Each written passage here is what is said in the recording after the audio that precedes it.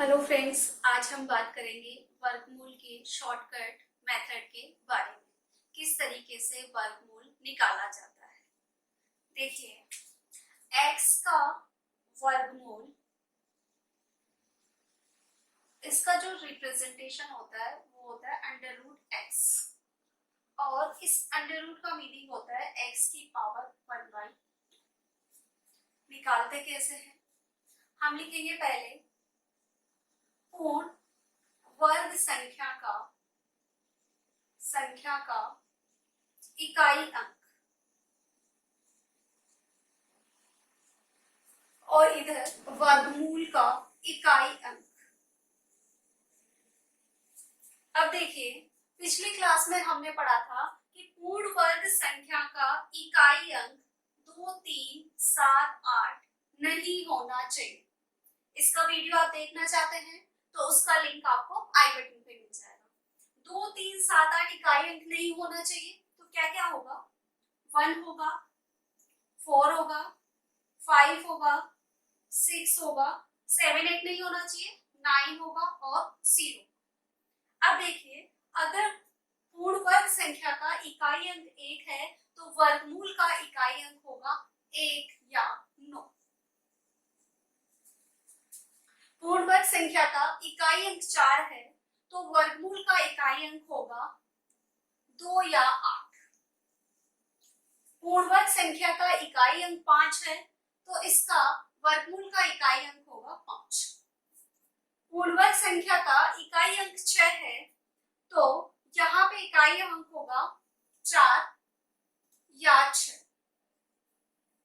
अगर पूर्ण वर्ग संख्या का इकाई अंक 9 है तो इसका वर्गमूल का इकाई अंक होगा 3 या 7। पूर्ण वर्ग संख्या का इकाई अंक 0 है तो वर्गमूल का इकाई अंक होगा 0। अब देखिए, ये कैसे? हमने देखा था कि जब हमने स्क्वायर किया था, वर्ग किया था, 1 square is equal to 1, 2 square is equal to 4, 3 square is equal to 9, 4 square is equal to 16, 5 square is equal to 25, 6 square is equals to 36, 7 square is equals to 49, 8 square is equals to 64, 9 square is equals to 81। तो देखिए, यहाँ हमने देखा कि 4 कहाँ पे आ रहा है? एक तो 2 में आ रहा है और उसके बाद में आ रहा है 8 में, तो 4 में 2 या 8। उसके बाद 5 के लिए हमने देखा 5 ओनली कहाँ आ रहा है? जब हम 5 का स्क्वायर कर रहे हैं। उसी तरीके से हमने 6 देखा, देखिए ऐसे है, ये 9 और ये 6 हमने देखा कहाँ का आ रहा है? एक तो 4 में आ रहा है और एक आ रहा है हमारे पास 6 में। तो इस तरीके से हम इकाई अंक लिखेंगे। अब देखिए, एक चीज हम ये भी देख सकते हैं कि यहाँ पे देखो 9 और 1 10 हो रहा है, 8 और 2 10 हो रहा है, 4 और 6 10 हो रहा है, 7 और 3 10 हो रहा है। तो अगर हमें याद ना रहे, 1 भी याद रह जाए तो सेकंड क्या होगा? हमारे पास 9 होगा, 2 याद रह जाए तो सेकंड हमारे पास 8 होगा। तो इस तरीके से हमें लिखना है। तो देखिए, क्वेश्चन सॉल्व करते हैं हम, किस तरीके से सॉल्व करेंगे। तो एग्जांपल लेती हूँ मैं, अंडर रूट 324, 324 हमने लिया। अब देखिए, इसका इकाई अंक देखा हमने, ये है 4। अब जब इकाई अंक 4 होता है तो क्या क्या पॉसिबिलिटीज है? या तो 2 होगा या 4, सॉरी 2 होगा या 8 होगा। ये दो कंडीशंस है हमारे पास। अब देखिए, अब हमें क्या करना है? 2 अंकों को छोड़ना है। इन दोनों अंकों को छोड़ दिया, उसके बाद जो संख्या बची 3 रही। अब हमें या तो इस संख्या के बराबर या इससे छोटी पूर्ण वर्ग संख्या देखनी है। तो 3 से छोटी पूर्ण वर्ग संख्या क्या होती है? 1 होती है। तो ये 12 और ये 18। अब देखिए, अब हमें चेक करना होगा कि 12 होगा या 18 होगा। अब इन दोनों में चेक करने के लिए हमने बीच का ले लिया 15, 15 का स्क्वायर। ये करके देख लेते हैं।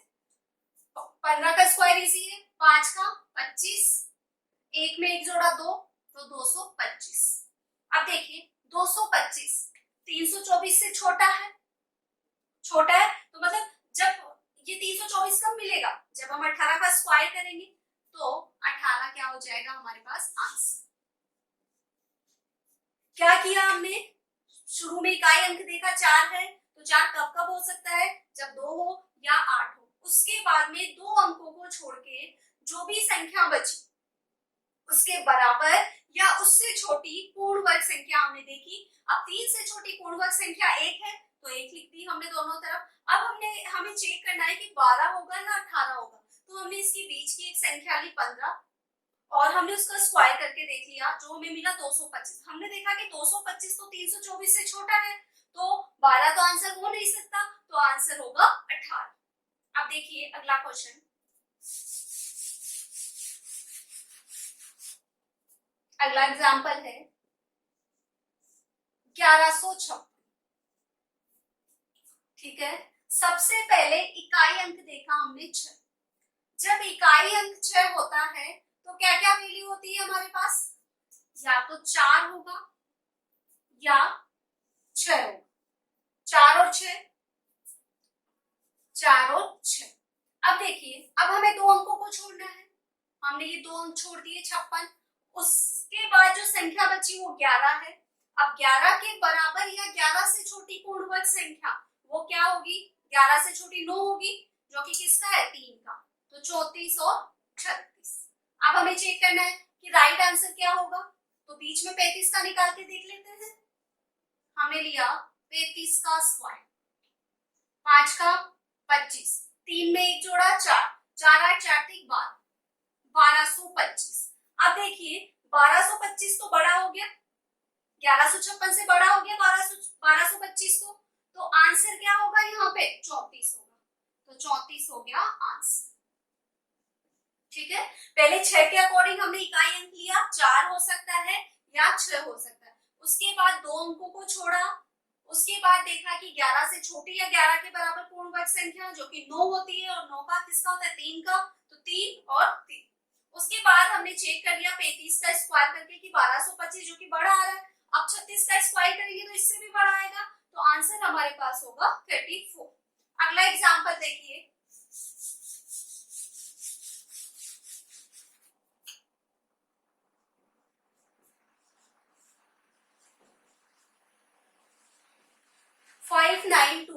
पांच हजार 929। अब देखिए यहाँ पर है इकाई अंक 9। जब इकाई अंक 9 होता है तो या तो 3 होगा या 7, दो ही पॉसिबिलिटी है। अब क्या करना है, 2 अंकों को छोड़ना है। 2 अंकों को छोड़ने के बाद हमारे पास रहा 59, और 59 से छोटी पूर्ण वर्ग संख्या है हमारे पास 49, उसके बाद 64 होती है सीधी, तो 49 किसका होता है, 7 का। ये 73 और ये 77। अब दोनों में से हमें कंफर्म करना है कि कौन सा होगा, बीच का निकाल लेते हैं। 75 का स्क्वायर, 5 का 25, 7 में 1 जोड़ा 8। अब 8 इंटू 7, 7 बटू 56, ये हो गया 56 25। अब 56 25 तो छोटा है इससे, 5625 छोटा है इससे, तो आंसर क्या होगा इसका, 77।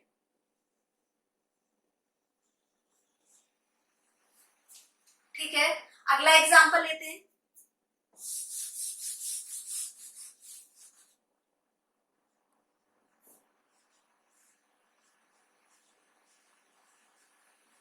ग्यारह 664। अब देखिए यहाँ पे इकाई अंक हमारे पास 4, कब कब हो सकता है, जब 2 हो, और क्या हो सकता है, 8। अब देखिए उसके बाद हमें 2 अंकों को छोड़ना है, 64 को छोड़ देंगे। उसके बाद जो संख्या बची वो है 116, और 116 से जो छोटी पूर्ण वर्ग संख्या होती है वो 100 होती है, 100 होती है, क्योंकि अगली तो 121 होगी। तो यहाँ पे 102 और यहाँ पे 108। अब देखिए बीच वाली संख्या चेक कर लेते हैं, 105। 105 का स्क्वायर, 5 का 25, 10 में 1 जोड़ा 11, 11 गुणा 10 कितना हो जाएगा, 110। आप देखिए 11 0 25 है, वो छोटा है किससे, 11664 से, तो आंसर हो जाएगा 108। ठीक है, अगला एग्जांपल,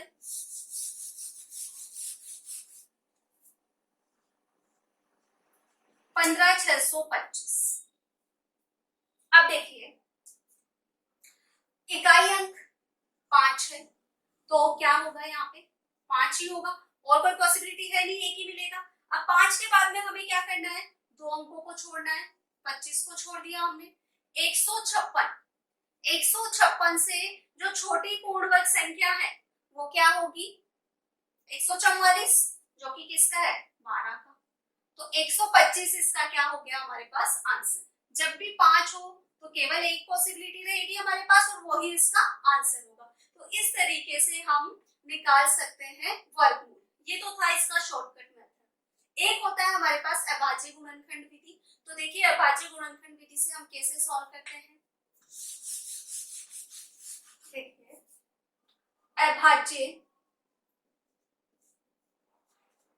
गुणनखंड विधि, इसमें जैसे हमें निकालना है 324, क्या करेंगे 324 में 2 का भाग जा सकता है, 2 एकम 2, एक रह गया 12, 2 छंगे 12, 2 दूनी 4। अब 162 में देंगे वापस 2 का, 2 अंटे 16, 2 एकम 2, इसमें 3 का देंगे, 3 दूनी 6, 2 रह गया 21, तीनों साथे 21, फिर वापस 3 का देंगे, तीनों साथे 21, 3 अंटे 24, 3 9 27, 9 बार 3 का दिया, 6 3 दिया 9, 3 में वापस दिया तो मिल गया हमें 1। अब देखिए अंडर रूट के अंदर लिख देते हैं सारी संख्याओं को, 2 गुणा 2 गुणा 3 गुणा 3 गुणा 3 गुणा 3, 2 बार है, 3 3 4 बार। अब देखिए जो वर्गमूल होता है उसमें 2 2 के जोड़े बनते हैं, यहाँ पे 2 2 है, ये 3 3 और ये 3, तो 2 गुणा 3 गुणा 3, 3 6 3 9, 9 दूनी 18, इसका हो गया आंसर। तो वर्गमूल विधि से हम निकाल सकते हैं और शॉर्टकट मेथड है हमारे पास, उससे हम निकाल सकते हैं। देखिए कुछ क्वेश्चन इस तरीके से भी आ जाते हैं। एक कक्षा में 4096 लड्डू इस प्रकार बांटे गए कि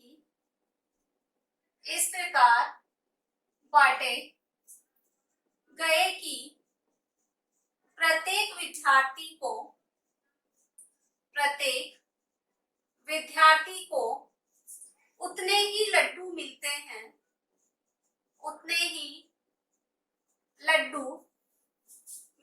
हैं जितने उस कक्षा में विद्यार्थी है।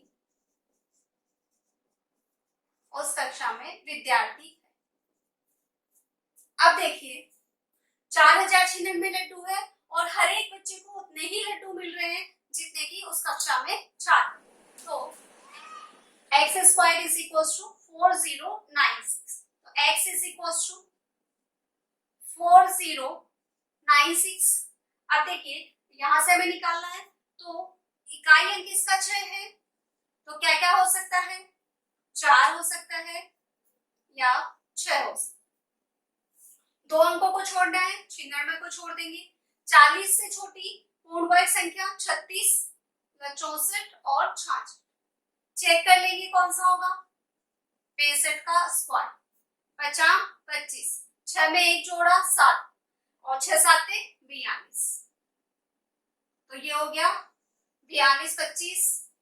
तो ये तो इससे बड़ा है, 42 25 बड़ा है 40 96 से, तो आंसर हो जाएगा 64। तो हर एक विद्यार्थी को कितने लड्डू मिल गए, 64 लड्डू मिल गए, और उस कक्षा में जो छात्रों की संख्या है वो भी 64 है। तो इस तरीके से भी पूछ लिया जाता है वर्गमूल का क्वेश्चन। तो आज के लिए इतना ही, आगे हम मिलेंगे क्यूब वाले टॉपिक के साथ।